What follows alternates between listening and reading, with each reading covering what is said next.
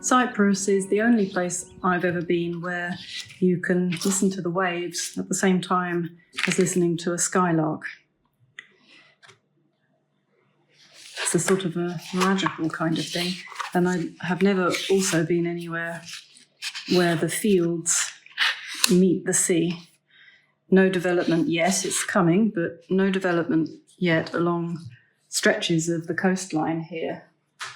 And fields of wheat reach right down to the water, so you can listen literally to the rustling of the grain and the birdsong on the one hand while the waves are in the distance. So I'm going to try to reflect that today, and I've taken a still from the little video of the film of the field, and I'm going to try to do something with some heads of barley. I think it's barley, not wheat, because it has long sort of, there's a word for it, I'm sure, but long fronds at the ends of the seed heads. So let's see what happens. And then I think I might, I nearly put my pencil in my right hand there. Shall I try that? Let's see what happens. I might go for something sunsetty, sea and sunset afterwards if I have time. So at the moment, I'm just thinking I might sketch one head, one ear of corn, barley, and there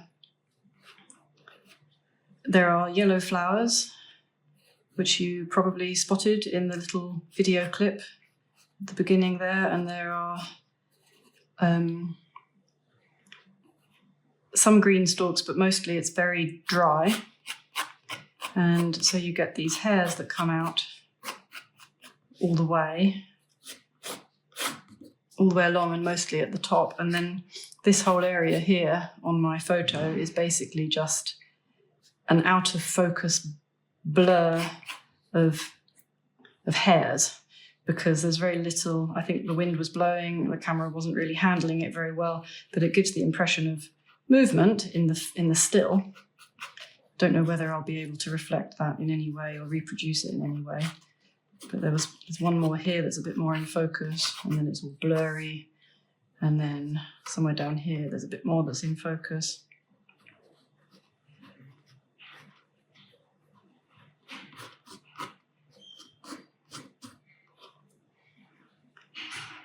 There's another bit around here, maybe. It's kind of geometrical, the geometric pattern of the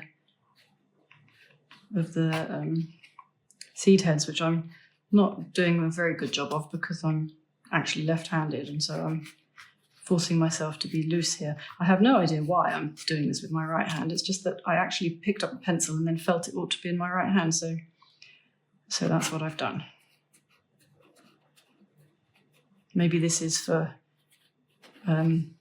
Karen, who commented that it was odd watching a southpaw.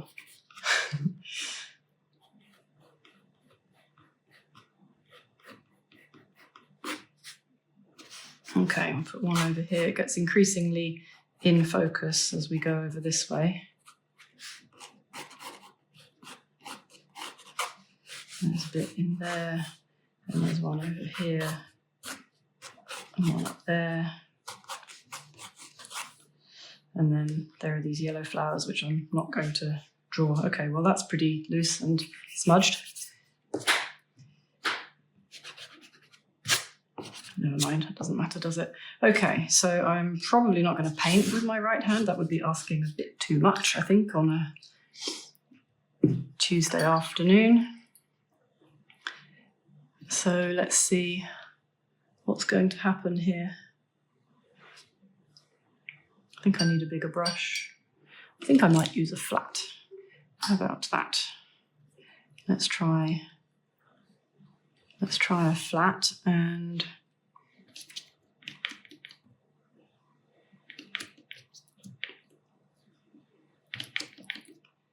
we'll have that minus the lavender seed head.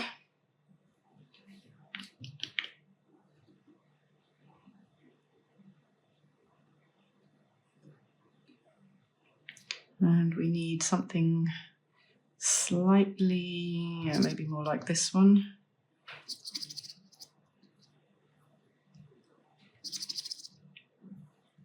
Okay. And then I think probably I ought to make this wet.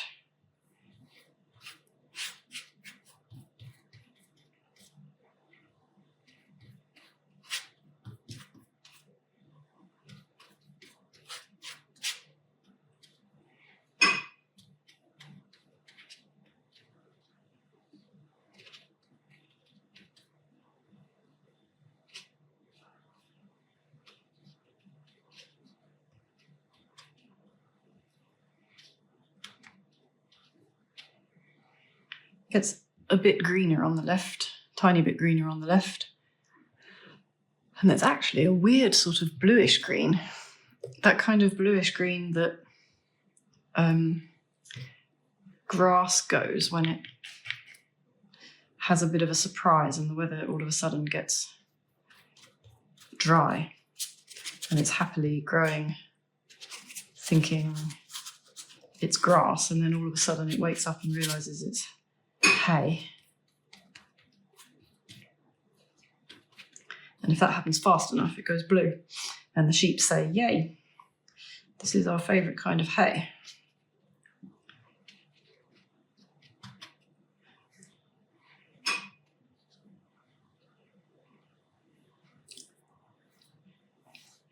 Okay, so now I need something darker.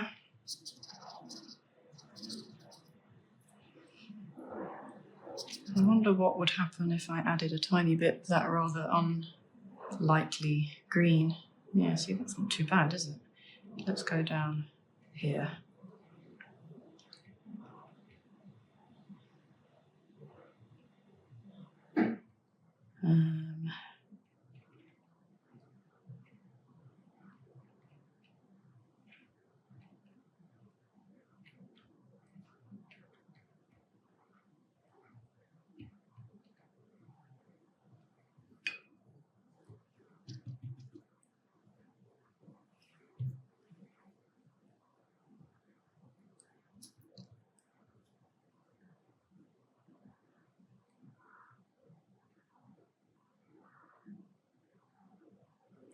Let's try to stick to greener on this side, and need a smaller brush now, I think.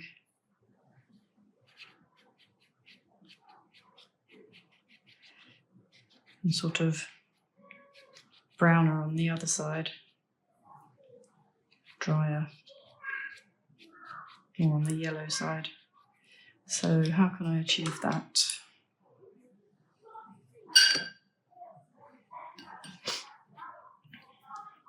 I want a kind of opacity, but not actually darker tone. So I'm going to investigate something over here, which I think these come from the Art Nouveau set, which means that they are slightly opaque.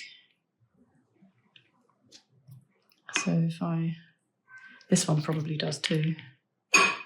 See what, yeah, see that's not yellow enough, is it? I need some yellow, transparent yellow, maybe one like that. Yeah, maybe, let's see. Well, that really is opaque, isn't it? Much more opaque. Okay, so that's fine. Let's go with that.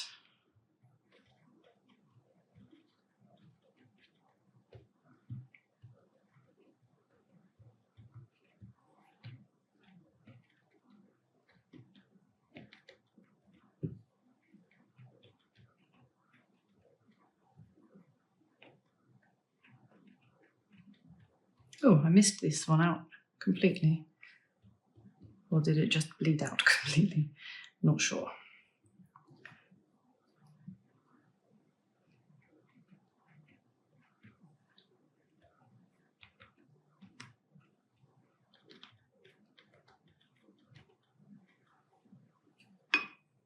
at this point I sort of look at what's happening and I think, oh, that's quite encouraging, but where do I go now? And I think probably where I go now is to the hairdryer. Okay, so there's no way that I'm going to get a yellow flower on top of that actually looks yellow without lifting something out. So let's see whether that will work. It might not. Depends whether I've picked staining colours, doesn't it?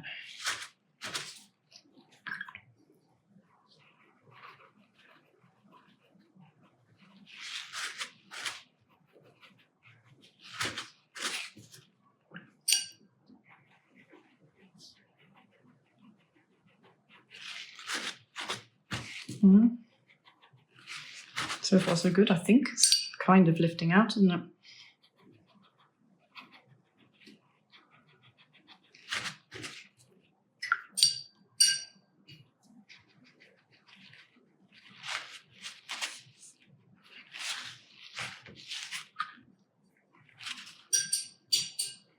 Let's have one here. Sorry, brush.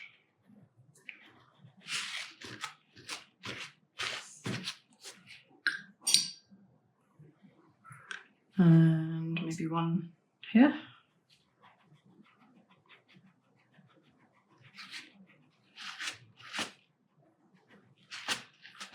Okay, so that probably needs to dry before I try to drop any yellow in there. So now let's see. I'm going to avoid starting in the middle because I think that's too risky. So I'm going to try tentatively to do something over here somewhere.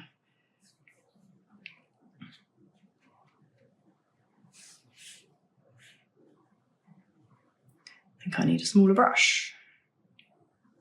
Smaller brush.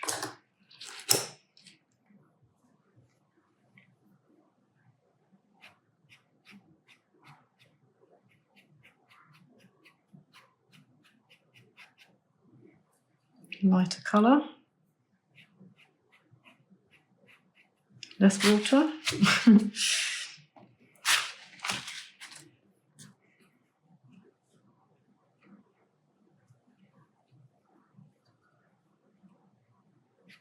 Try coming in instead of out. Okay, and then your stem goes down like that. Okay, well, not a complete disaster. Let's try that again, starting with the smaller brush. I think I want more brown.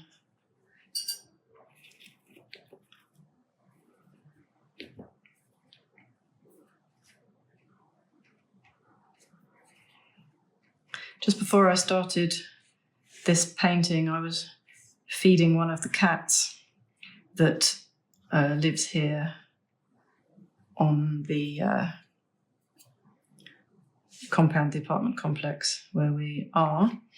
This particular cat is extremely thin because nobody actually taught her how to eat. Presumably her mother died and she survived anyway because of the colony of cats around here, perhaps something like that. She also seems to have a bit of a problem with her mouth though, so it might be nothing to do with bad parenting. She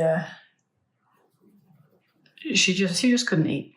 So I've been teaching her how to eat. I think she might be many years old. She's not a kitten. I thought she must be quite young, but the lady here said that she's been around for some years and has never really thrived. So to start with, she could only just about manage gravy from the sort of food that, that has pieces in jelly, or not jelly, gravy. And then I worked her up towards mushed up chunks, and then I worked her towards pate. And hallelujah, a couple of days ago, I saw her eating the kibble that's left out because there's always kibble available for them.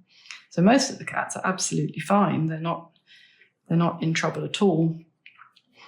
The only grief that they come to is when somebody tries to catch them to neuter them. But if they can't eat the kibble, then they're then they are in trouble. So I've made it my mission to try to get this particular cat eating kibble before we have to leave, go back to France. And I think that's probably going to happen. But anyway, she's still very thin. And yesterday a couple of days ago, I was trying to feed her. And a chap in a nearby apartment got cross with me because he didn't want me feeding her on the road, on the other side of the road, on the other side of a wall from his patio, because he said that the cats scratch his grandchildren and that he doesn't like the cats coming onto his patio. In my humble opinion, the cats probably go onto his patio because his grandchildren have left bits of food around, but I didn't say that. Anyway, so I've lost my thread now. What was I saying? Oh, yes. So because she's still really thin, I'm trying to take every opportunity to feed her up. But there are actually quite a lot of people here who don't like the cats being fed. They really don't like it. They throw away the food and empty their water bowls. And so it's a bit of a battle between the cat lovers and the cat haters.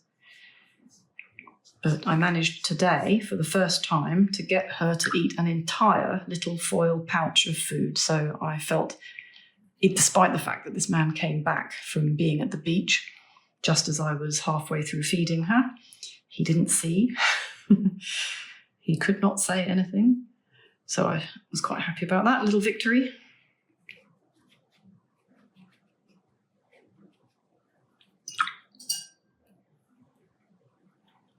I wish he could understand that a hungry cat is much more of a threat than a happy cat. And the cats were brought to Cyprus in the first place to manage the snakes. There's one poisonous snake on this island, the blunt-nosed viper, and the cats were brought by St. Helena, who wasn't a saint at the time. She was simply the mother of the Holy Roman Emperor Constantine even. Constantinople would be the town that was named after him. There was a problem with snakes in the monasteries that they were trying to found on the island because they were bringing Christianity to the island. And so she imported cats from Egypt. And they have remained ever since, the cats, that is. And they still do that job. They still protect people from the snakes and other problem animals, kept under control, no doubt, by them. And in fact, Mum was saying the other day that she had read online that another one of the battles that goes on here is that locals don't want the cats to be neutered. So the expats, the foreigners, come in and they try to neuter the animals to keep the population down. And the locals often get very upset when animals are trapped and neutered. And I couldn't understand why that would be, but apparently it's because there's sort of an old wives' tale that says that cats that are neutered don't hunt. And so they're worried that they'll stop catching the snakes and that they'll be at risk, especially in the countryside. So there you go. Don't think that's true, though. If cats that I have known over the years are anything to go by, I would say that it is definitely not true. We have a neutered female in France who spends her entire life sitting stock still like a little statue in the chicken barn, diligently working to keep the mouse population down.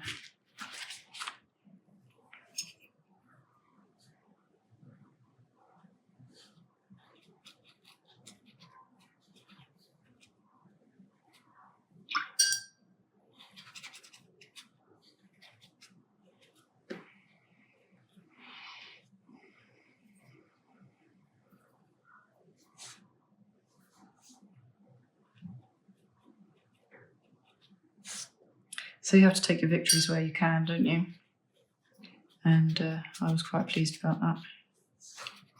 She's still very thin, but I don't think she's at death's door anymore. She was worrying me when we got here last month. That's the wrong colour. I'm going to get rid of that. I don't like that. Entirely out of keeping. Go away.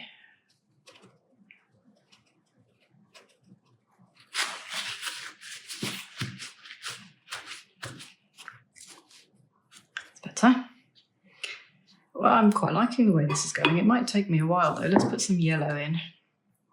Let's put some yellow flowers in. I might have to test these yellows because I'm not sure. I want something reasonably opaque, I think. Oh, that looks pretty good. Let's go with that.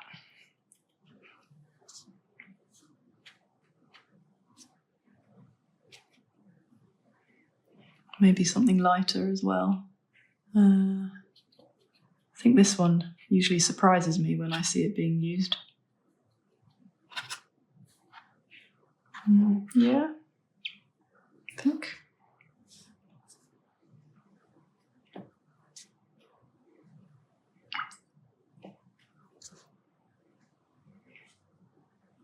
I think these splodges of yellow are going to have to dry naturally because if I put the hairdryer to them, they'll end up at the top of the page.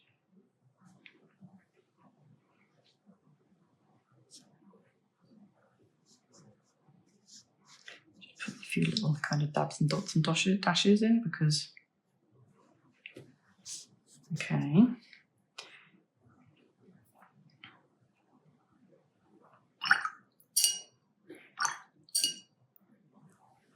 Isn't that a nice sound?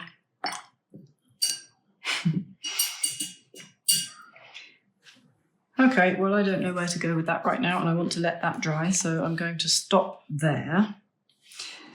And I thought I would also, like I say, have a go at a sunset sea type thing, but I need to change the image that's on my computer screen, so I'll be back in a tick. Okay, so I've had a little fight with my computer, which didn't want to show me the image the right way up. Have you ever had that happen, where you rotate an image on your screen 180 degrees because it's upside down and then it's still upside down somehow? Very strange. Anyway, I've managed to get that to work. And I'm going to do this in a page of this sketch paper, which is entirely inappropriate for watercolour.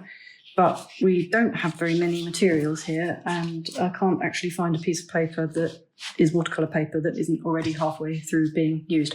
So never mind. I'm going to use the flat brush, possibly a big quill brush, and then something along these lines. And I'm going to try, because I've picked here a scene of sort of waves coming in with a bit of a sunset, and I have absolutely no idea how to paint it. So I'm going to try to get an impression of it with thick, dark lines and washes and stuff. So let's see what happens. Is this black? I want to do kind of black and yellow, or maybe I don't want black. Maybe I want something near to black. Let's see. Yeah, maybe. And okay, so basically what I'm looking at is kind of indigo orange and yellow with a bit of brown on the sand. So, right, so let's be really innovative and brave here. And we're going to do two-handed painting. We're going to do marks dark like this and then quickly wash them out with the other hand. So let's see.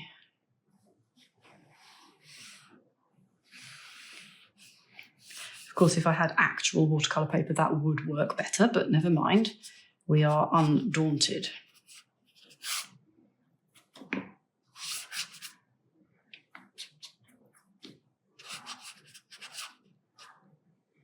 Right now, I don't actually want that to get washed out because that's sort of supposed to be land. So that's fine. And then that's the promontory out into the sea. And then we have a kind of misty headland over here, which is actually distant mountains. And then there's a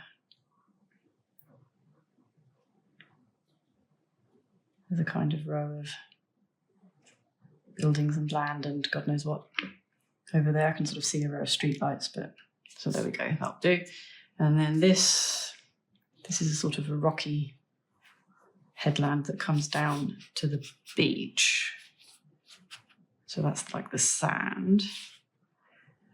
Okay, and then trying to work out what colour that is. It looks like it sort of has a bit of pink in it, but maybe we'll ignore that. What happens if you mix orange with indigo? You get entirely the wrong colour. Sludgy green. Okay, so we won't do that. What happens if you mix a kind of a pink with indigo? Oh, my brush isn't clean.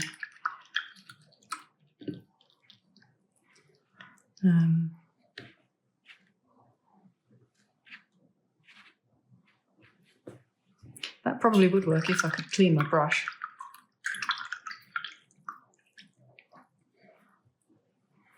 All right then, let's go for it. So we want a sort of a line in faint indigo-y kind of pinky sort of thing, and it wants to come down here. That's the line of the breaking wave. And then there's kind of all of this stuff going on here, where you've got ripples and things like that. And right, that needs to be darker down here because we've got a deeper bit of water. And it's kind of churning over here, like waves do.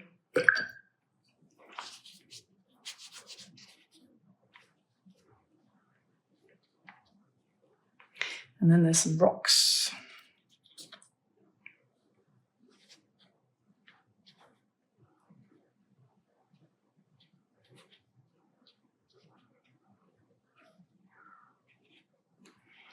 And those rocks have some ripples around them where the water is flowing around them. I haven't actually looked at what I'm doing yet. I'll look at it in a minute and see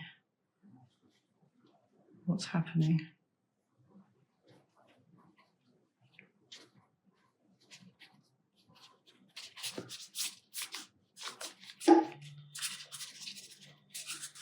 Okay, there's quite a lot of crinkling going on, isn't there? But we can't help that because we don't have good paper, but as I said, never mind.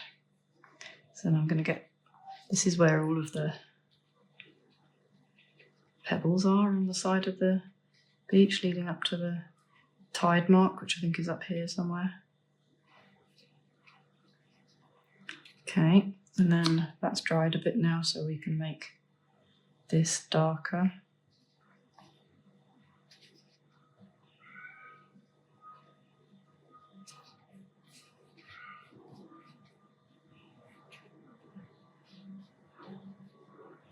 Okay, and maybe we need some sort of shadow to give a bit of an indication of some kind of interest there. And in here, that's all spread too much, so I did that too soon. So let's try that again. Okay.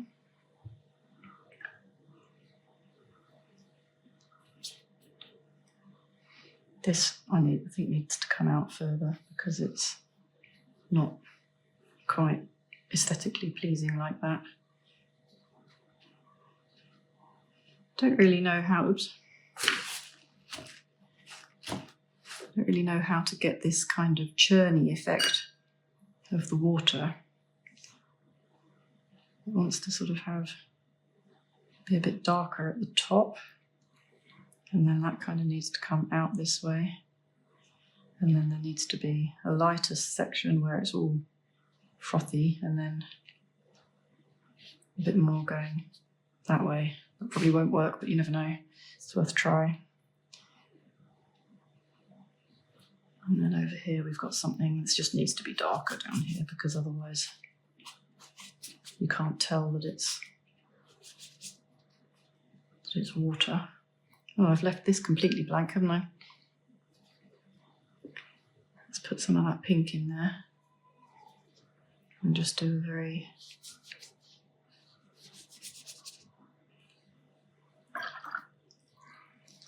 light wash, and then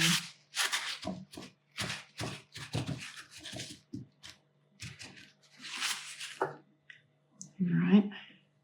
I think we probably need to do something like that here. My rocks have all bled out, haven't they?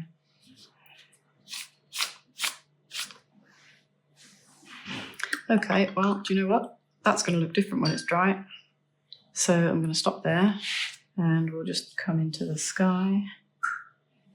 Completely abusing this paper. I'm sorry, vintage pad of not watercolour paper from England. And when I say not watercolour paper, I don't mean not as in not hot pressed. I mean not as in just not. It's just not watercolour paper.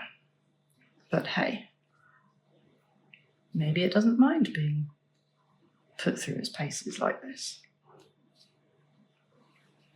I feel there ought to be some orange down here if I'm going to do that, so let's just put some little highlighty type things here, maybe over here as well. Okay, I'm stopping there and I will show you what that looks like when it's dry, but I promise I won't put the hairdryer on it. Thank you for spending time with me again today, and I'll see you again in a couple of days. Bye.